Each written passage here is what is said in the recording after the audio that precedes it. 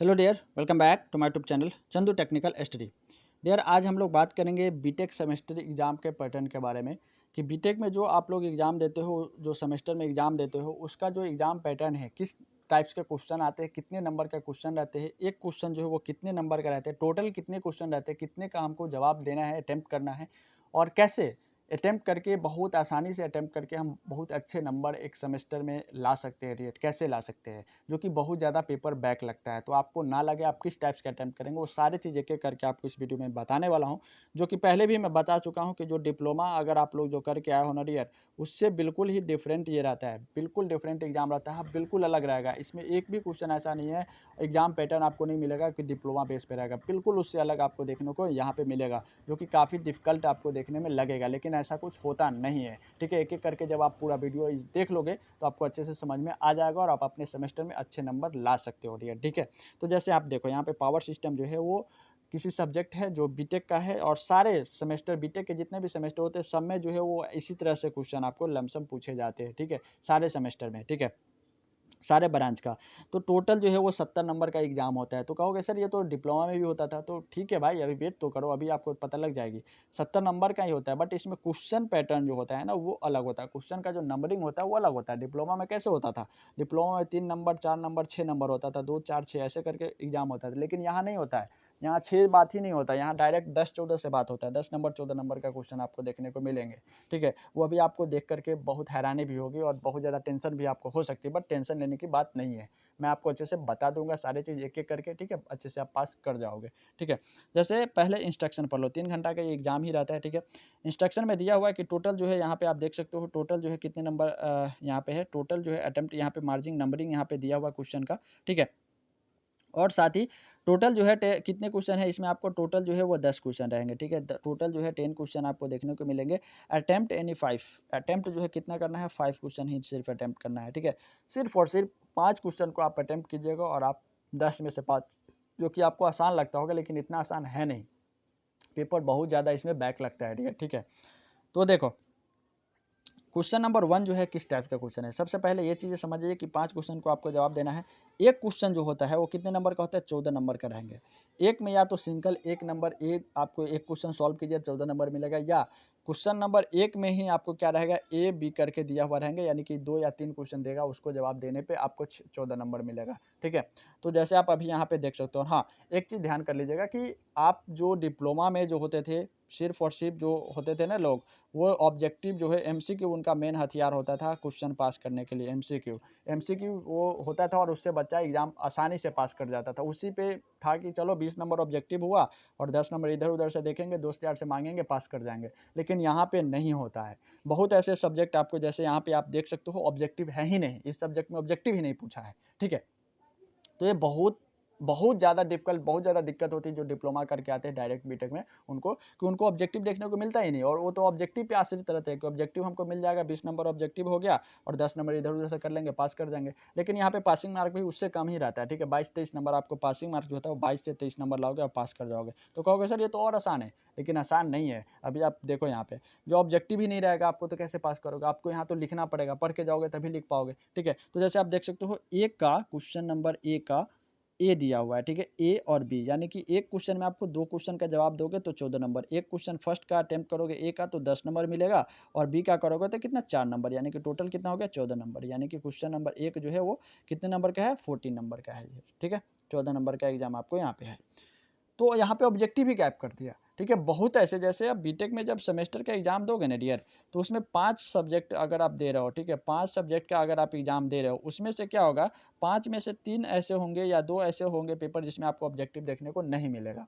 ठीक है, यानी कि टिक करने वाला नहीं मिल पाएगा आपको। ठीक है, तो वहाँ पे आपको परेशानी हो सकती है, और उसी सब्जेक्ट में ज़्यादातर क्वेश्चन, ज़्यादातर स्टूडेंट जो है वो फेल कर जाते हैं डियर। ठीक है, तो इस पे आपको आश्रित नहीं जाना है कि ऑब्जेक्टिव रहे ना रहे, आपको बना कर आना, ये माइंडसेट आपका होना चाहिए। ठीक है, तो बहुत ज़्यादा ऑब्जेक्टिव नहीं रहता, और बहुत में रहेंगे भी तो जैसे 7 तक रहेंगे। ठीक है, 10 वो दे देंगे, एक क्वेश्चन नंबर 1 में जो है वो 10 वो दे देंगे, 1 बी सी डी तक दे देंगे और उसका जो है आपको कहेगा कि शॉर्ट आंसर लिखने के लिए, ठीक है। शॉर्ट आंसर यानी कि नहीं होता है, जैसे व्हाट इज़ पावर फैक्टर पूछ लिया, व्हाट इज़ पावर फैक्टर पूछ लिया, ठीक है। तो पावर फैक्टर में आपको शॉर्ट आंसर 1 या 2 लाइन का आपको जवाब देना पड़ेगा, लिखना पड़ेगा कि पावर फैक्टर क्या होता है, उसका क्या यूनिट है, क्या नहीं है, वो सारी चीज़ आपको वहाँ पे लिखना पड़ेगा डियर, ठीक है। कितने टाइप्स का लैगिंग, लैडिंग, लीडिंग, वो कितने टाइप्स का होता है, वो सारी चीज़ आपको वहाँ पे लिखना पड़ जाएगा, पावर फैक्टर क्या होता है, ठीक है। तब आपको जाकर के 2 नंबर जो है वो मिल पाएगा डियर, ठीक है। तो ये थोड़ा-सा, क्योंकि ये पढ़ के जाओगे तभी लिख पाओगे, ऐसे कैसे कोई स्टूडेंट किसी दोस्त से कैसे पूछोगे 2 लाइन का क्वेश्चन कि बताओ, ऐसे टिक करना है तो बता देगा कोई, हाँ ए का बी मारो, 2 का सी मारो, तो आसानी से पास कर जाते थे।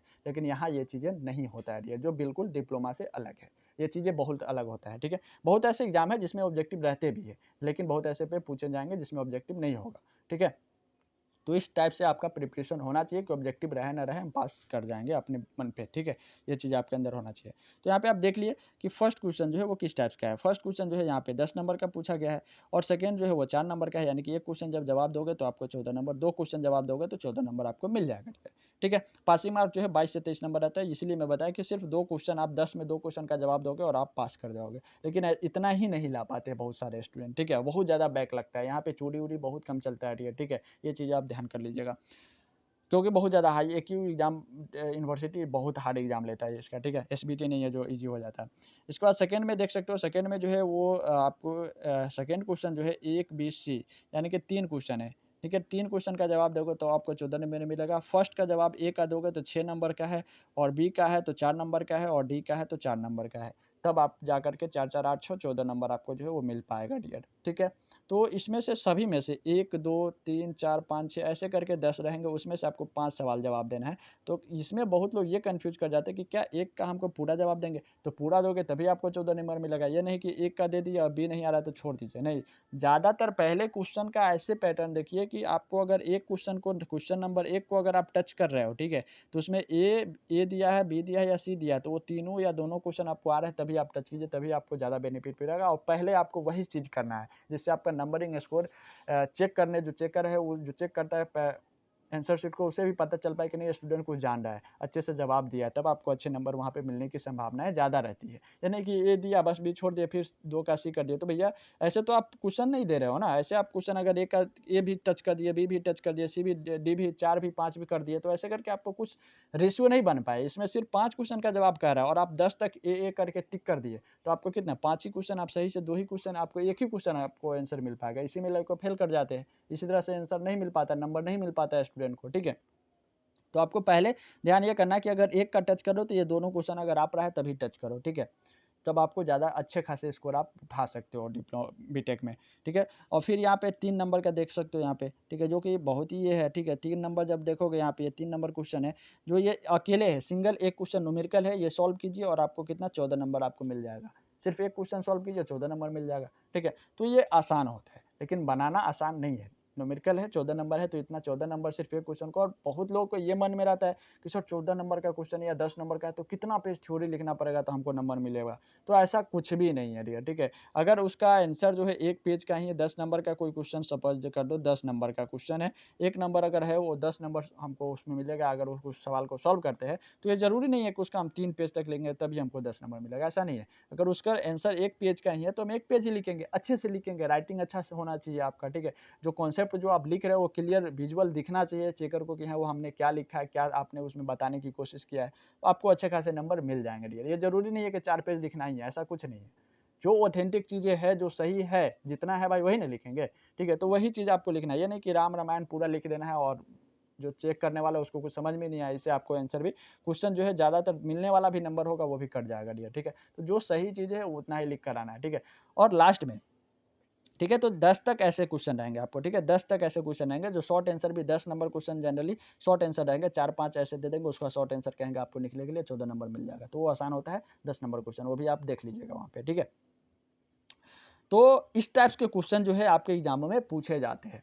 बात समझ में आई? अब बात आता है कि अगर आप एग्ज़ाम देने जा रहे हो, अगर आप, जैसे मैं बताया कि एक का ए बी अगर नहीं आ रहा है सर, ऐसे करके पूरा ऐसे हम तो सबका अगर 10 तक के है तो उसमें कोई बहुत ऐसे है जिसका ए आ रहा है, बी नहीं आ रहा है, तो क्या करना है? तो देखो, जब इस कंडीशन में रहे कि भाई किसी तरह हमको पास करना है, तो आपको जितने क्वेश्चन का जवाब आ रहा है ना, अब सिर्फ 5 बोला है, लेकिन आपको जितने क्वेश्चन का जवाब आ रहा है ना, आप सारे का लिख दीजिए, क्योंकि बैठने से कहीं अच्छा है आप क्वेश्चन कुछ ना कुछ लिख दो। लिखा हुआ रहेगा तो उस एग्जामिनर भी समझ जाएगा यार कि अगर 22, 23, 21 आ रहा है, 1-2 नंबर से फेल करो तो समझ जाएगा वो पास होने के लिए सिर्फ लिखा है, आपको पास कर देगा नहीं, ठीक है। जब लिखा हुआ होगा तब ना, अगर लिखबे नहीं करोगे कुछ, बस इतना 2 आ रहा है, एक क्वेश्चन का जवाब दिया छोड़ दिया, तो लिखा ही नहीं रहेगा तो कहाँ से नंबर देगा।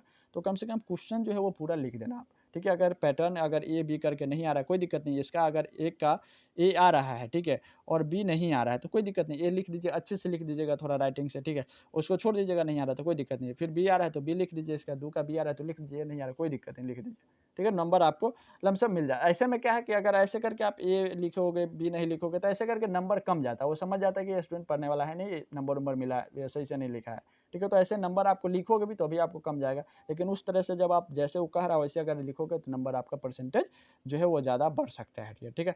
तो ये चीज़ें आप अभी जो है हम दिखाने की कोशिश किया है कि नंबर पैटर्न जो है एग्जाम पैटर्न किस टाइप का होता है। जैसे मैं बताया कि डिप्लोमा से बिल्कुल अलग होता है, ठीक है। और न्यूमेरिकल यानी ऑब्जेक्टिव पे तो विश्वास करना ही मत, क्योंकि बहुत ऐसे सब्जेक्ट है जिसमें ऑब्जेक्टिव आते भी है। पिछले बार अगर देखोगे तो प्रीवियस ईयर अगर इसका देखोगे तो आया हुआ है, इस बार नहीं पूछा है, फिर अगले बार हो सकता है नहीं पूछे, अगला बार आ सकता भी है, नहीं भी आ सकता है, ठीक है। तो इस तरह से ऑब्जेक्टिव पे विश्वास करना भी मत। ऑब्जेक्टिव आएगा भी तो आपको ज़्यादातर शॉर्ट आंसर लिखने को मिलता है, तो शॉर्ट आंसर कब लिख पाओगे, जब आप पढ़ के जाओगे, ठीक है। तो इस चीज़ों को आप लोग अच्छे से ध्यान रखिएगा। बाकी आगे जो भी चीज़ें हैं, सिलेबस कैसे डिस्कस करना है, सिलेबस में कौन-कौन सा टॉपिक पढ़े, कौन सा ब्रांच का, वो सारी चीज़ इस चैनल के माध्यम से आपको मिल जाएगा। तो चैनल पे नए हैं तो चैनल को सब्सक्राइब कर लीजिए, बेल आइकन कॉल पे दबा लीजिए, ताकि इंजीनियरिंग से रिलेटेड इसी तरह से जो भी इन्फॉर्मेशन न्यू हो आपको इस चैनल के माध्यम से मिल जाएगा। तो चैनल पे नए हैं तो चैनल को सब्सक्राइब जरूर कर लीजिएगा।